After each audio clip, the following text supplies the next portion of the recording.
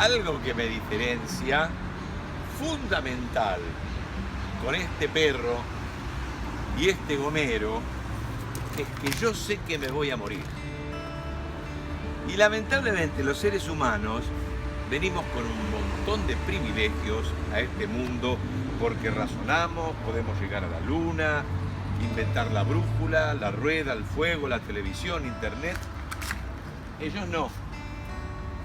Pero ellos no tienen esa enorme preocupación, ese gigantesco dilema, esa angustia existencial, porque nos acompaña durante toda la existencia, de saber que nos vamos a morir. Y esto es terrible para el ser humano. Por eso busca, a veces en la filosofía, y muchas veces en las religiones, esto que las religiones ofrecen: una historia, un cuento, una contención, un relato que les sirva para soliviantar tremenda angustia. Entonces, allí está el reino de los cielos, los ángeles, el universo y tantas cosas que nos brindan una cierta tranquilidad, algo que va a venir después. Entonces, lógico, muchos seres humanos depositan su fe en las religiones. Bueno, las religiones son administradas por personas, por gente. Se habla de dioses, se habla de algunos profetas, pero después, para administrar, viene gente común. En muchos casos sacerdotes, rabinos, pastores, pero son personas, no diferentes a mí en nada, más allá de lo que puedan haber leído. Entonces, bueno, al principio, desde los apóstoles en adelante, por ejemplo, para la religión cristiana, muchos han sido mártires, han pasado por esta fe de distintos martirios, pero después fue la Iglesia, por ejemplo, la católica, la que propinó martirios a aquellos que estuvieran en contra de ellos. Entonces les adjudicaban brujería y distintas cosas y los prendían fuego. De hecho, la Iglesia católica tuvo muchas guerras, tuvo ejército, los estados pontificios tuvieron ejército, hubo matanzas, prendían fuego a la gente que, por ejemplo, eran científicos o aquellos que eran denunciados políticamente porque estaban en contra del gran señor o del rey, y como ellos tenían el poder que tiene la CIA de tener la confesión, eran gente, entonces la confesión la contaban, y si alguna cosa se generaba en el pueblo en contra del gran señor y algunos tipos no se comían que más allá en el reino de los cielos iban a ser compensados si eran pobres, bueno, iban a la hoguera bajo cualquier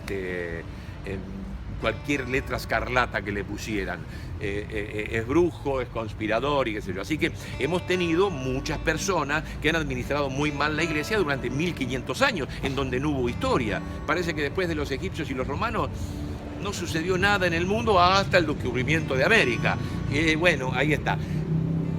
La religión es muy útil, la religión es muy válida. O creer en algo, si no hay religión, simplemente tener fe en algo. La fe le ayuda mucho a la gente y a muchas personas, si bien hay agnósticos o hay ateos. Entonces, bueno, se sigue la fe en algo y uno se arrima a un sacerdote que le puede parecer maravilloso, pero es una persona, es gente. Y hemos visto hoy mismo, en estos días, sacerdotes complicados con temas políticos, complicados con los abusos a menores, complicados con cosas truchas, económicas, con estafa. Bueno, porque son gente y hay que comprenderlo, son como yo, son como vos, no son más por ser sacerdotes.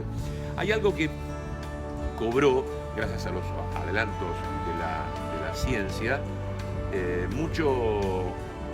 mucha estatura en cuanto a la fe depositada por la gente en ellos, y son los médicos y la medicina en general. La medicina, que también está administrada por gente, se basa en descubrimientos maravillosos, científicos del siglo XX fundamentalmente, y de este siglo, que ayudan a beneficiar a la gente. Pero como la corporación médica, más los laboratorios que venden sus productos, están administrados por gente y son empresas que quieren progresar, por supuesto que les conviene la enfermedad. Entonces, los estados, los países que tratan de tener una política de salud que ayude a que la gente no se enferme, bueno, por supuesto que los laboratorios van a estar en contra de todo esto. Yo personalmente he conocido una persona, por un caso de un familiar, que inventó una fórmula que la probó con enfermos y que le dio muy buen resultado para aquellos que estaban en terapia intensiva, especialmente con aquellos que tenían cánceres y cánceres muy difíciles de curar, como los de páncreas o tumores en el cerebro, cosas muy feas, hígado, hepatitis C, B, esclerodermia, lupus. En la familia me tocó algo así, entonces conocí al doctor Crescenti y vi que tenía este frasquito y conocí infinidad de enfermos. De hecho, en YouTube están, y he hecho muchas notas con mi camarita, así como estoy haciendo ahora con el teléfono, a muchas personas sin hablar de ciencia, que me cuenten que hace 6 años le dijeron que tenía 3 meses de vida, que hace 10 años le dijeron que tenía a lo sumo 1 año. Todas esas personas están, pones doctor Crescenti hígado, doctor Crescenti páncreas, doctor Crescenti hepatitis, y te salen los testimonios de personas de carne y hueso que cuentan su experiencia. O de haber tenido una mejor muerte, ¿no?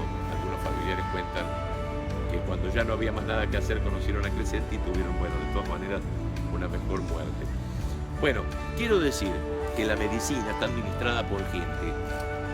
Y los médicos hacen lo que dicen sus libros y hacen lo que dicen los laboratorios, porque ellos están amparados en que lo dice el librito y yo debo hacer esto. Si yo como médico descubro que chupando este anteojo verdaderamente he curado mis anginas, no lo puedo hacer ni lo puedo recomendar. Debe estar todo esto controlado y debo vender lo que dicen los laboratorios. De alguna manera está bien, nos sirve nos da cierta seguridad, pero por otro lado estoy quitándole a mucha gente la posibilidad de curarse las anginas o curarse un tumor. Entonces está en la idoneidad que uno pueda tener y en la tranquilidad de conciencia que uno pueda tener de suministrar algo que cura simplemente sin pasar por todo esto. Pero no, así como a Crescenti lo corren, lo persiguen, es un médico, es un hombre que tiene un instituto de 4 pisos en el centro, pero no, lo persiguen y todo, ¿por qué? Porque pierden un negocio, molesta.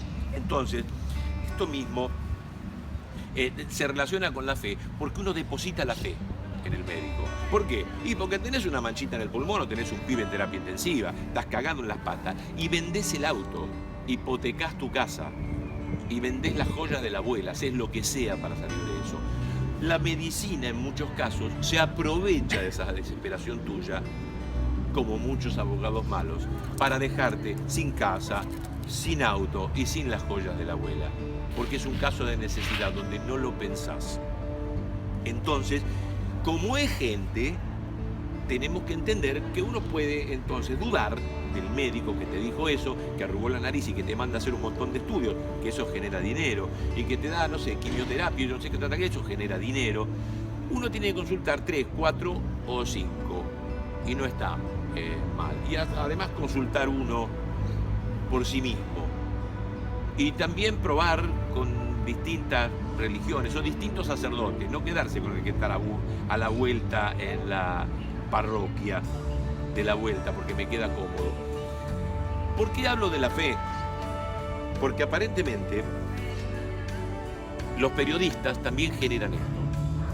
Los periodistas son alguien al cual uno le tiene que creer, porque ellos dicen la verdad y ellos se defienden a sí mismos diciendo: nosotros somos la verdad. La verdad me la mostraron los que fueron a la Segunda Guerra Mundial, la verdad me la mostraron los que fueron a Vietnam. A Estados Unidos no le convino más de ver que ellos tiraban gas napalm sobre criaturas, sobre chicos, sobre mujeres, mostraron descarnadamente lo que fue la guerra de Vietnam y ya después vimos que en la guerra del Golfo veíamos unos fuegos artificiales y muy de lejos. El periodismo se tuvo que cuidar y tuvo que cambiar su paradigma. No hay que mostrar la verdad y hay que mostrar una versión que yo puedo dar de la verdad. Entonces uno, por otro lado, con los periodistas y con los opinadores, los comunicadores, uno hace a veces un convenio como lo hace cuando uno va al teatro. Uno va al teatro y sabe que el tipo que se cae en escena con un cuchillo acá no se murió. Y uno sabe que cuando se cierra una puerta y salen a la calle, verdaderamente no está la calle detrás de la puerta del teatro. Bueno, pero uno va, hace una especie de convenio con la fantasía y voy a aceptar que esa gente se odia, se ama, tienen hijos, crecen, envejecen en una obra, porque es así, lo mismo que cuando veo una película. Esto sucede con el periodismo. Yo voy a convenir y voy a escuchar lo que yo quiero escuchar, a favor de o en contra de. Nunca me pondría entonces yo a escuchar a alguien que opine lo contrario y ayude a mi razonamiento, porque yo quiero escuchar que condenen a tal persona o que alaben a tal otra persona, especialmente hablando de política, porque yo deposito la fe.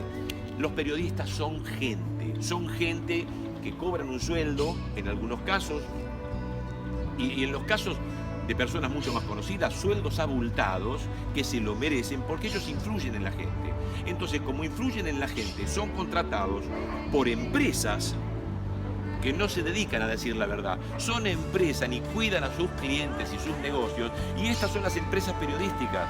Sea la BBC de Londres, sea Clarín, sea C5N, son empresas y necesitan, primero, pauta del Estado, en segundo lugar, necesitan a sus anunciantes, necesitan tener alto rating y en muchos casos cobran de los políticos, y más si son empresarios, como para influir en la gente. Los empleaduchos son los periodistas, aunque se llamen La Nata, Nelson Castro, Víctor Hugo, cualquiera que busque esa Liberty. Son gente que cobra por todo esto. Ahora, aquellos que están en los grandes medios, en los más poderosos, bueno, ellos tienen una vida bastante cara, tienen autos muy buenos, viajan, tienen propiedades en muchos lados, muy caros. Todo esto lleva un gasto y la vida esa es muy linda, con buena comida, con buena compañía, sin tener ningún problema para un celular, ni tener un problema para tener un campo, ni tener un aras, ni tener una lancha. No tienen ese problema. Ahora imagínense que por una cuestión de conciencia dicen, no, esto que yo pienso en casa lo voy a decir a la gente. Y más si no es así. Voy a opinar distinto. Pierden ese laburo, lo pierden, no se van a conformar con lo ya ganado, quieren seguir ganando más, entonces no lo van a hacer, aunque sepan que la verdad es otra. Ellos dependen, aunque tengan sueldos abultados, de lo que le pague esa empresa, que les paga mucho, porque son influyentes. Los periodistas influyen en la gente, influyen principalmente en el voto de la gente, en la visión que tienen que tener de lo que para las empresas esas son el enemigo. Pero bueno, uno tiene que saber que son gente tan corruptible como un político, que también es gente, tan corruptible como un médico, de los que todos reciben un sobrecito de los laboratorios. Pregúntenle a los visitadores médicos si no les llevan sobrecitos, o a fin de año no los invitan a un viaje a Miami o les regalan la lapicera Montblanc, porque recetan Bagó, porque recetan Roche o las pelotas. Así que son gente como los sacerdotes pederastas, como los médicos corruptos, como los policías corruptos, como los locutores corruptos. Bueno, y también existen aquellos que influyen en la opinión pública, que no son periodistas. En este caso, Mirta Legrand, Susana Jiménez, Babi Echecopar, Greco. No somos periodistas, pero influimos, algunos mucho, otros muy poquitito, pero influimos sobre la gente.